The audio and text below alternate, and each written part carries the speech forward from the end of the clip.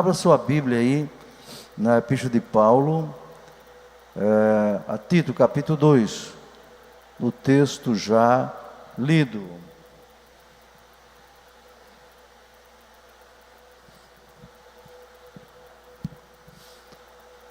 Vocês sabem, Tito era um obreiro que aceitou Jesus nas viagens missionárias, viagens de Paulo.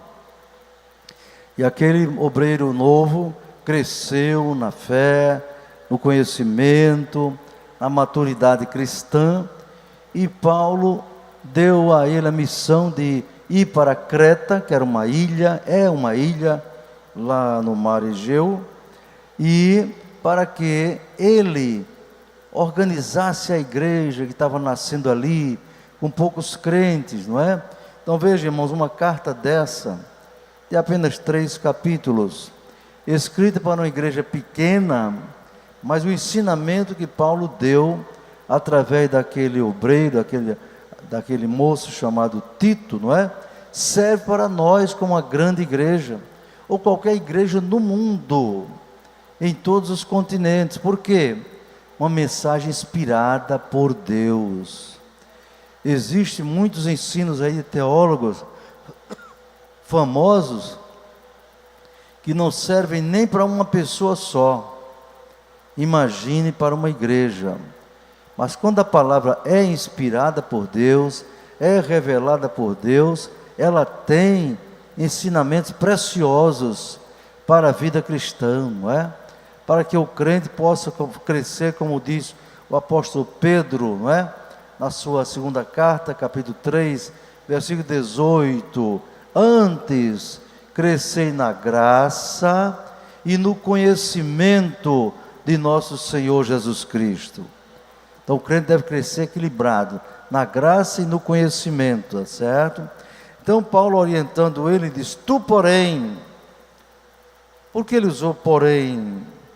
Ele acabou de mostrar pessoas aqui no capítulo 1 que confessam que conhecem a Deus, 1,16, confessam que conhecem a Deus, mas negam-no com as suas obras, sendo abomináveis, desobedientes e reprovados para toda boa obra.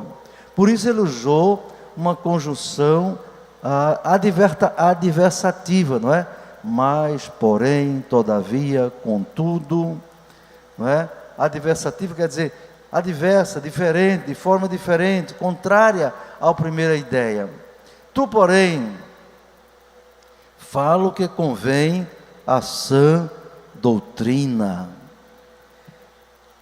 O adjetivo sã quer dizer o que? Sadio, sadia, doutrina sadia, doutrina correta, doutrina certa, não é? É isso que ele quer dizer. Você fale, Tito, aquilo que convém à sã doutrina. No Brasil agora tem um tipo de crente, irmãos, que misericórdia, coitado deles, porque certamente já estão reprovados por Deus. Os tais dos crentes da teologia liberal, teologia contemporânea, não é? Eu vi, por exemplo, ontem na internet, uns teólogos no Rio de Janeiro, em Curitiba, de um grupo de crentes chamado da teologia progressista. Cuidado, irmãos, vocês são dirigentes de congregação, são líderes, não pode somente ler a Bíblia, não. Se você ler só a Bíblia, você já tem bagagem suficiente para ensinar, mas para alertar o rebanho acerca dos ataques do inimigo, você tem que vigiar, tem que ver o que está acontecendo à nossa volta, não é? Então esse tal de crente progressista são um tipo de crente, irmão, da esquerda evangélica. Quer dizer, é um tipo de coisa vinculada à politicagem. E a política que tem em nosso Brasil, que muitas vezes é das piores. Então esses crentes progressistas, eles não têm uma sã doutrina, não. Eles têm uma doutrina doente, uma doutrina enferma, uma doutrina falsa, uma doutrina ímpia. Eles são teólogos. Cuidado que a teologia tem que estar debaixo da Bíblia. Se você estuda teologia, como muitos irmãos estudam, não é? Eu também, Deus me abençoou, que eu fiz até um mestrado em ciência da religião, não é? Equivalente a mestrado em teologia, mas não me orgulho disso. Sabe qual é a minha principal base para ensinar e doutrinar? Não foi meu curso teológico de graduação, nem de pós-graduação. A minha base para ensinar é isso aqui, ó. A palavra de Deus. Estou lendo 47 vezes ela toda. Viu? Não é para mim vai dizer não, nem me mostrar. Não, senhor.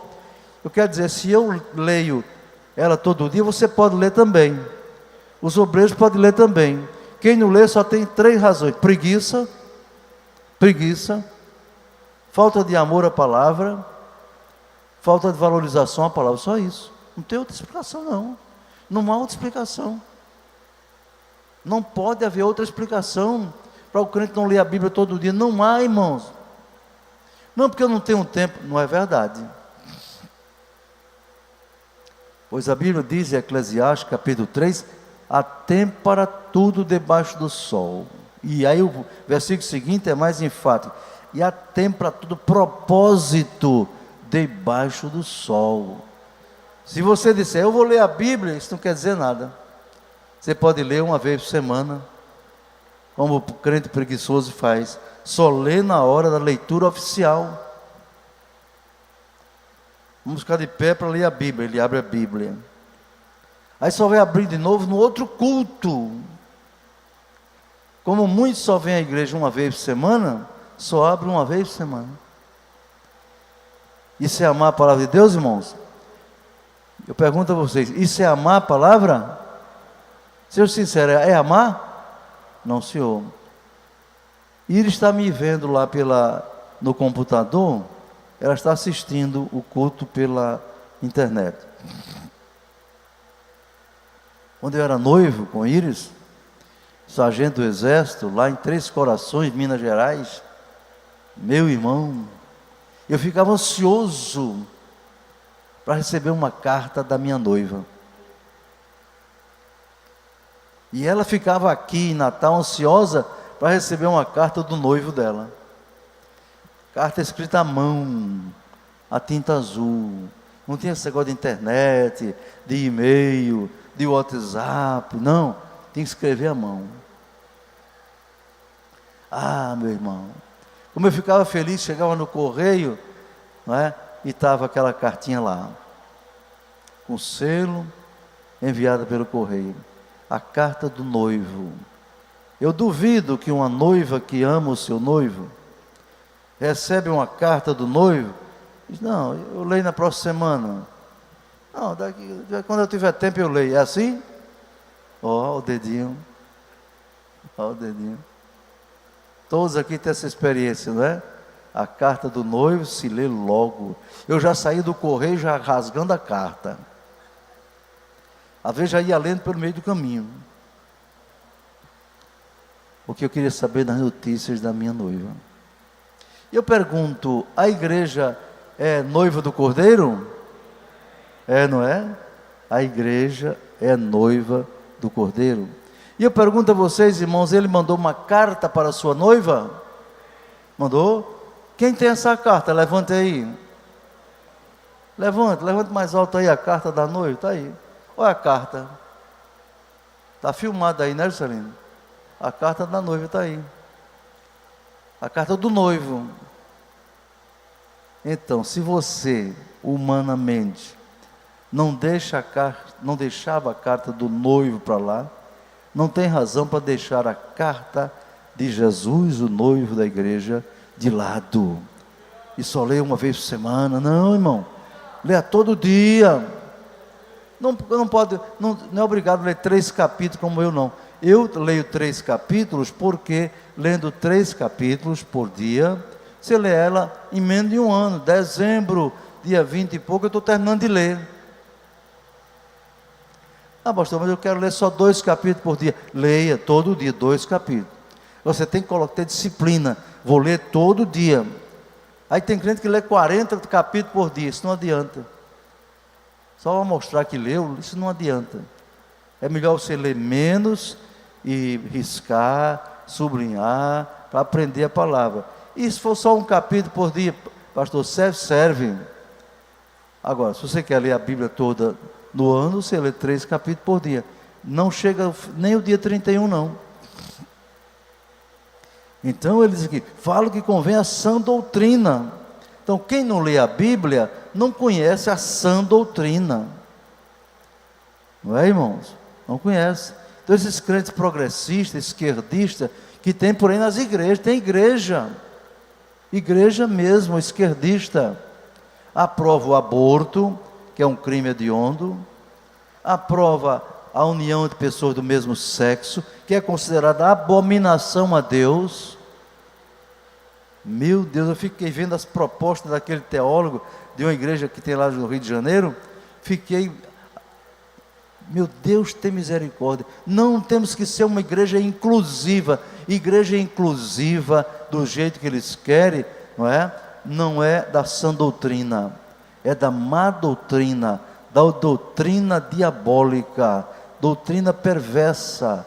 Não, temos que aprovar o aborto, porque tem muita mulher morrendo de aborto aí, então não adianta criminalizar. Não é criminalizar não, a Bíblia mostra que é pecado. Êxodo 23, 7. Abra sua Bíblia aí, isso é culto de doutrina, não é pregação avivalista não. Veja o que está escrito em Êxodo 23, 7. Leia aí para mim, irmão. Quem é que está com o microfone? Era bom se alguém ficar com o microfone. Êxodo 23, 7, parte B. Fala o que convém a sã doutrina. Louvado seja Deus. Sã doutrina. Quem achou? É bom que ele leia no microfone aí para mim.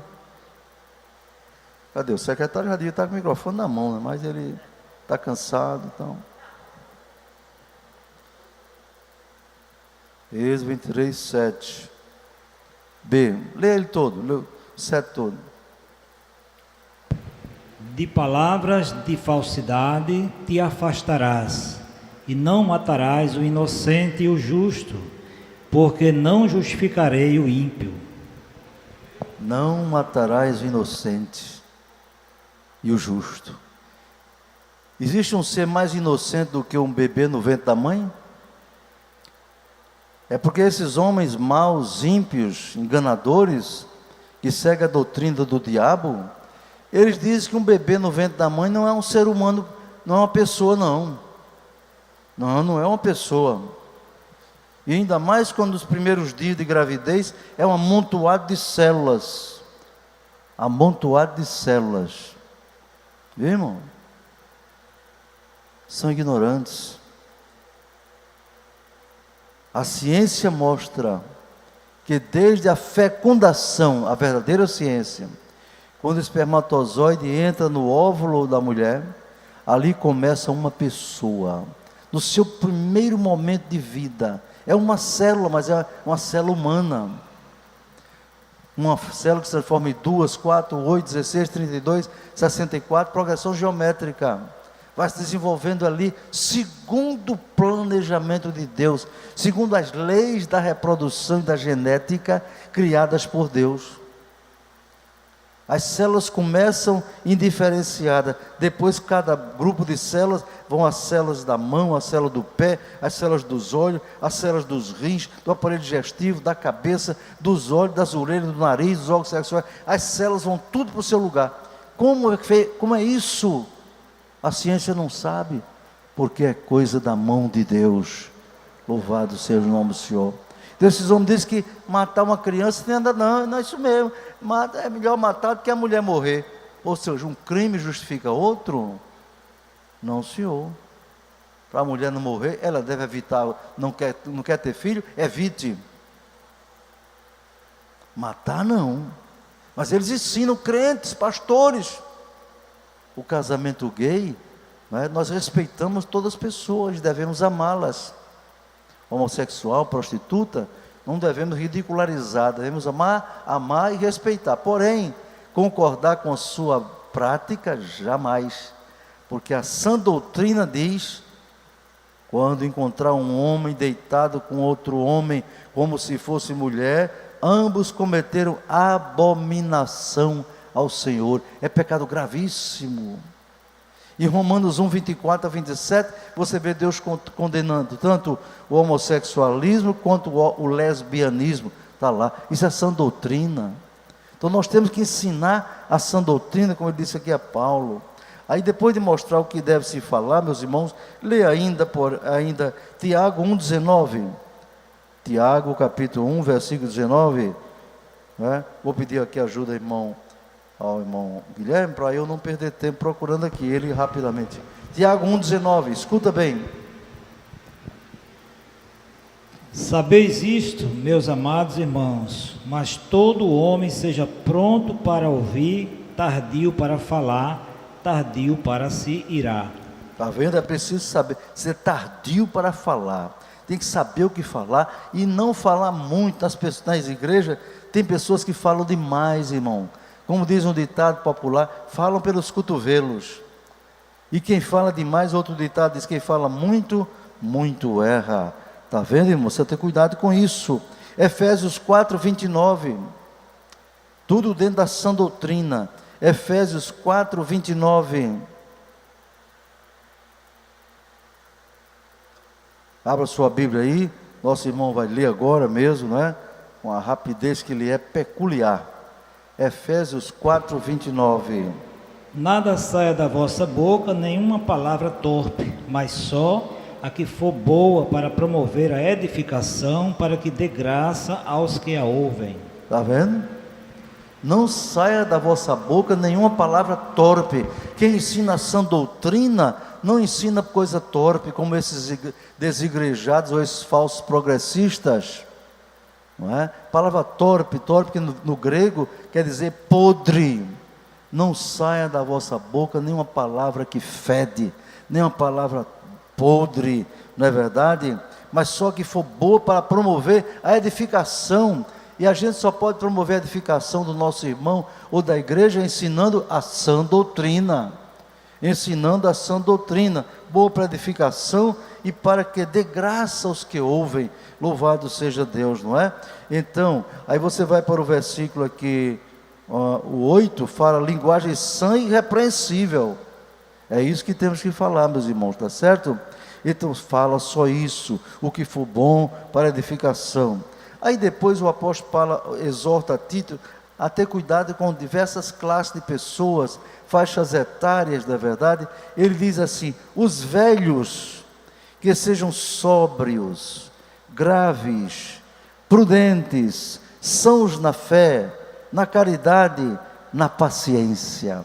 Meu irmão, você já viu um velho impaciente já? Eu já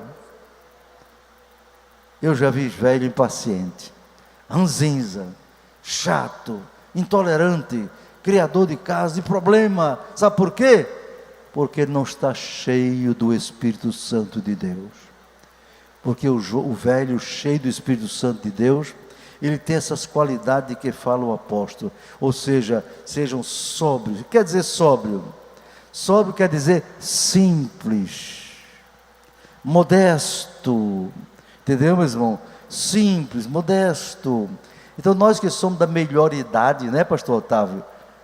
Depois de 60 é a terceira idade ou melhor idade.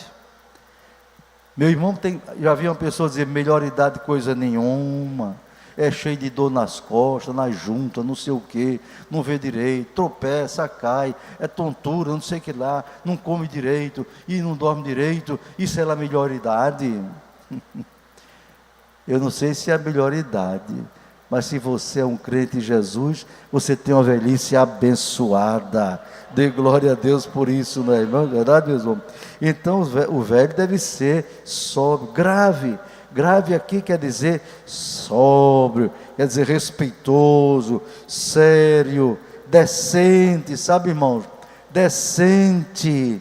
Um velho crente, uma senhora idosa crente, tem que ter essas características aqui, está entendendo? Prudente, quer dizer, que não se precipita com nada, é preciso ter cuidado. Sãos na fé. Para ser são na fé, tem que se basear na sã doutrina. Então, nossos irmãos idosos, nós temos classe de pessoas idosas, não é? Classe de pessoas menos idosas. Devemos ensinar a sã doutrina para que eles sejam sãos na fé. Tem uma fé sadia, não é verdade? Aí diz, na caridade. Vamos para o Salmo 92, leia aí, pastor Guilherme. Salmo 92, versículo 13 a 15. Salmo 92, 13 a 15. Isso, irmãos, é abrindo a Bíblia, não é? E pegando a caneta e riscando, sublinhando o versículo. Os que estão plantados na casa do Senhor florescerão nos atos do nosso Deus.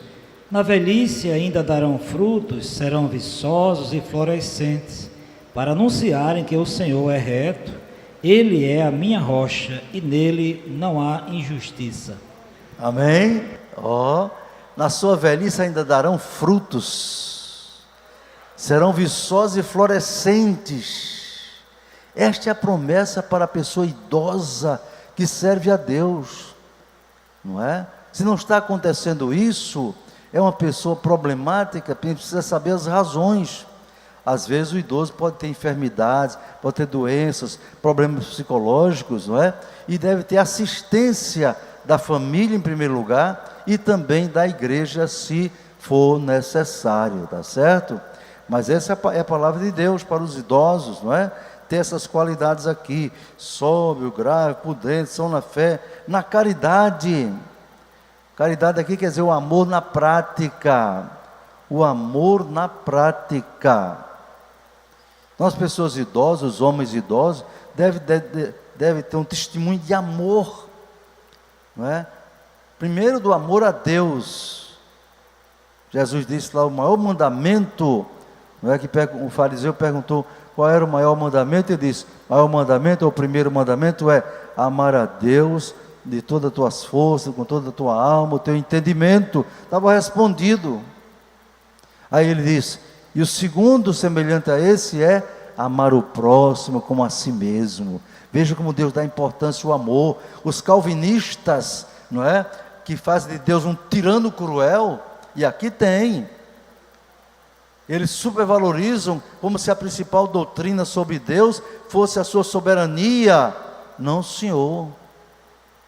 O relacionamento de Deus com o ser humano, a primeira coisa que ele apresenta, acima de tudo, é o seu amor. Nem a sua justiça. Viu? Se você quer exaltar a Deus, comece pelo amor. Não é? Se fosse pela justiça, nenhum de nós estaria aqui. Porque Deus, diz assim, porque Deus foi tão justo com os homens que mandou Jesus morrer. Não, porque Deus amou o mundo de tal maneira e deu seu Filho unigênito, para que todo aquele que nele crê não pereça, mas tenha a vida eterna.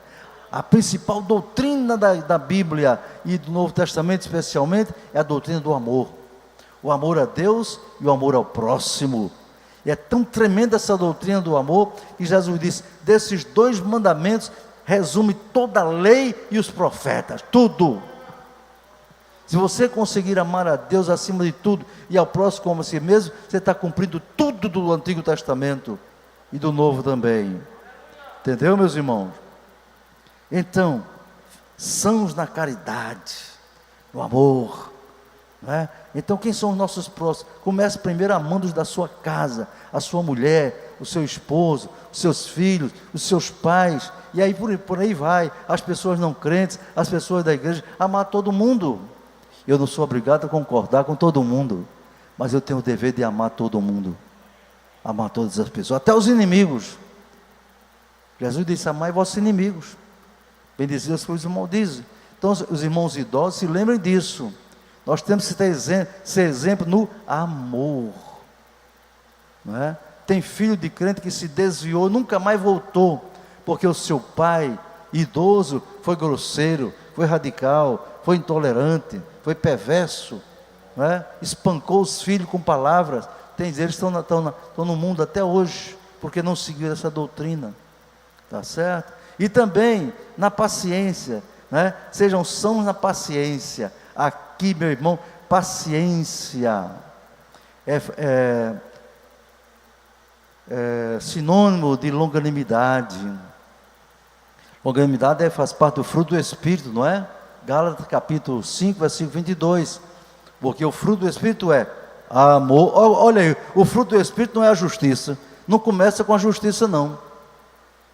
O fruto do Espírito é amor, gozo, paz, longanimidade, benignidade, bondade, fé, mansidão, temperança, o equilíbrio. Então o calvinista tem que aprender isso, que a principal doutrina não é a soberania de Deus, é o seu amor. Isso não tira a soberania dele não, de jeito nenhum, mas o relacionamento dele com o ser humano, o ser criado, é nessa base aí, na base do amor. O amor não dispensa a justiça, não é? O amor não folga com a injustiça, mas folga com a verdade. Por favor.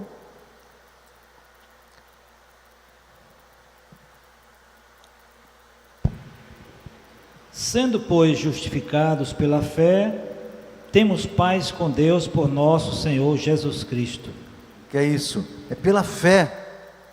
Justificado pela fé, exemplo na fé, na caridade, na paciência, porque é pela fé que nós temos paz com o nosso Senhor Jesus Cristo. Então, paciência, longanimidade, porque a longanimidade é mais do que a paciência comum. Longanimidade é a paciência para suportar os defeitos dos outros. E agora?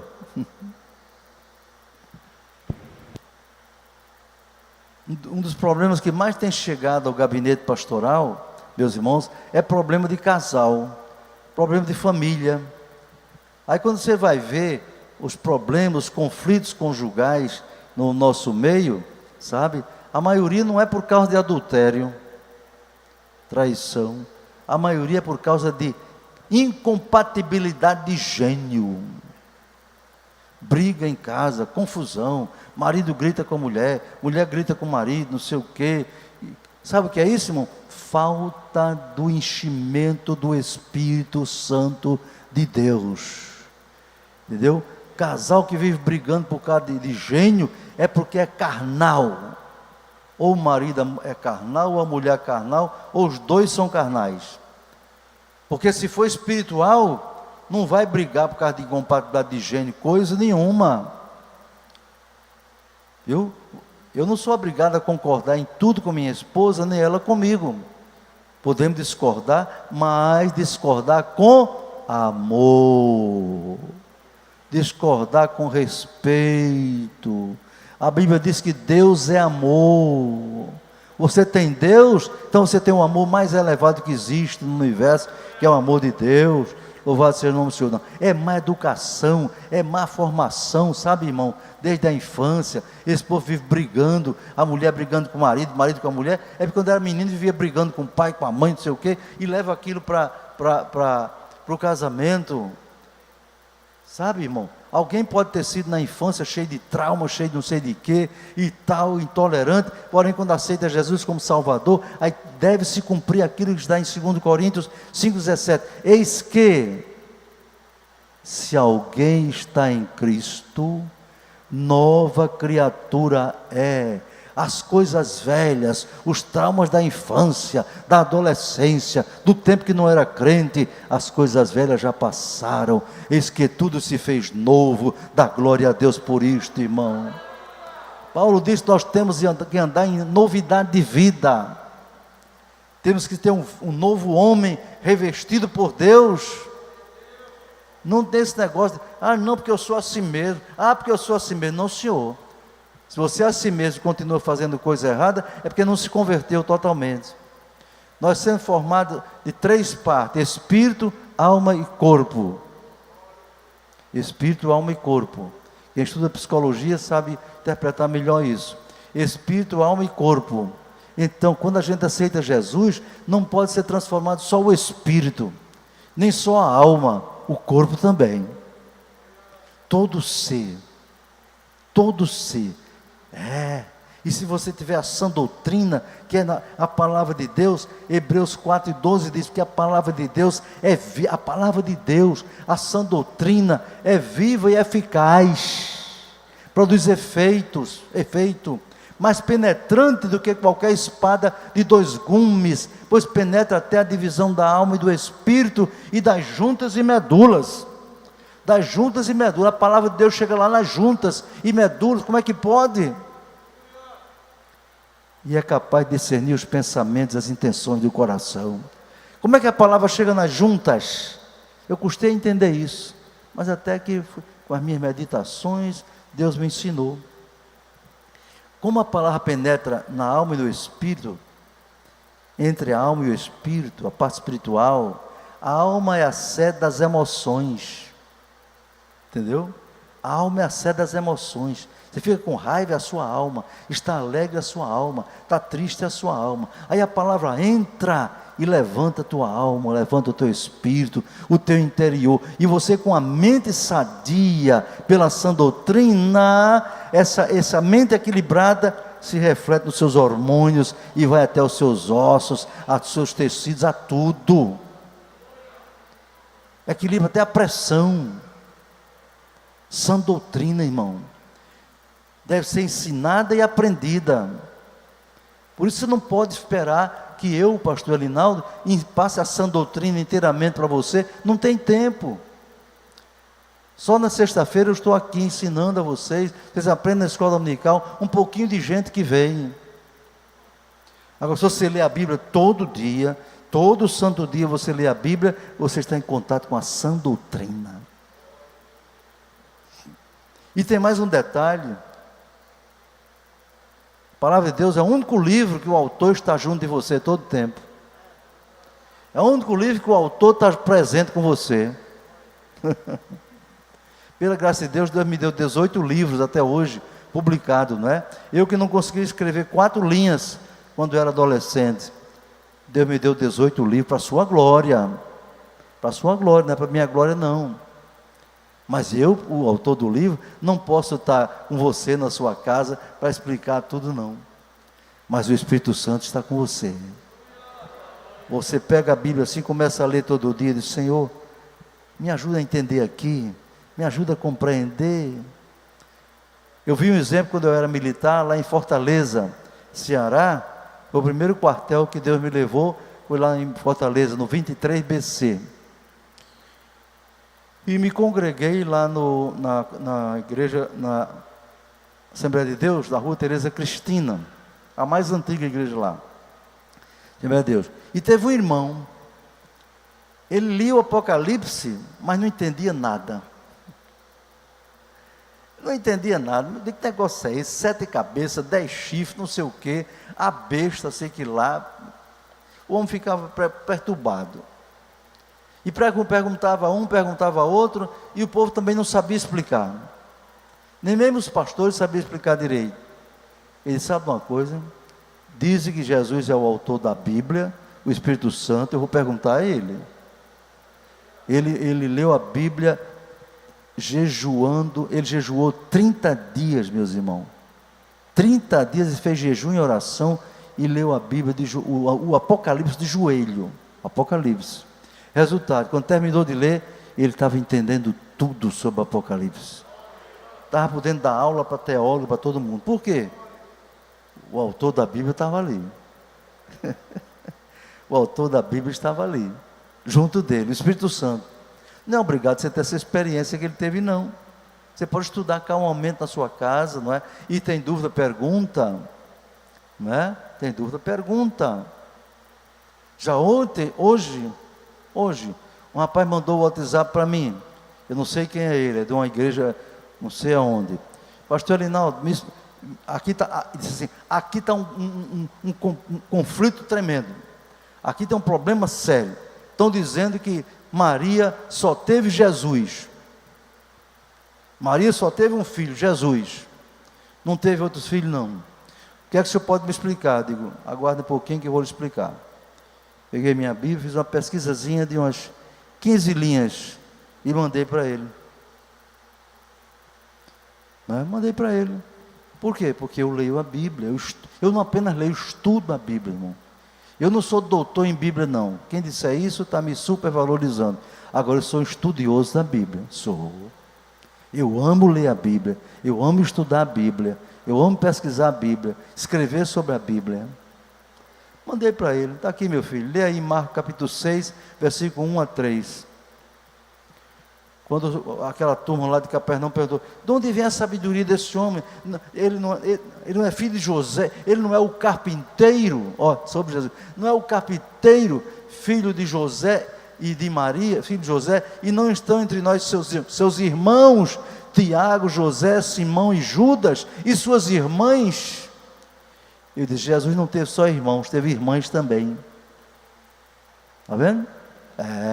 Teve irmãos também. Aí fui ensinar ele a sã doutrina. E mostrei que Paulo diz assim, eu encontrei fulano, ciclano e Tiago, irmão de Jesus, lá no livro de Gálatas. Está vendo? Mostrei para ele vários versículos que provam pela Bíblia que Maria teve Jesus e outros irmãos e irmãs também. Naquele tempo era comum a mulher ter muitos filhos. Uma mulher que não tivesse filho era considerada até amaldiçoada por Deus. E se tivesse poucos filhos, era considerada pouco abençoada. Mas se tivesse mais filhos, era mulher muito abençoada. Essa era a cultura, era o entendimento que eles tinham, não é? Então, amados, devemos sim aprender a sã doutrina, mostrar pela palavra de Deus, não é? Então aqui dá uma palavra sobre os velhos, né? Exemplo na caridade, na paciência. Que coisa importante, não é? Eu já ia entrar aqui sobre as mulheres idosas, mas vou dar uma parada. Por quê? Porque tem várias qualidades sobre as mulheres idosas que nós precisamos estudar, não é? Aqui tem várias irmãs idosas no auditório, não é? E talvez, certamente, na internet também. Deus abençoe e possa aprender isso. Então, no próximo encontro, vamos falar sobre as mulheres idosas, quais são as qualidades delas, como elas devem ser, as mulheres novas também, e os jovens e adolescentes. Vamos ver tudo isso, viu, amado? Então, que Deus abençoe e possamos ter recebido a palavra de Deus com o coração aberto, não é? Para a nossa edificação.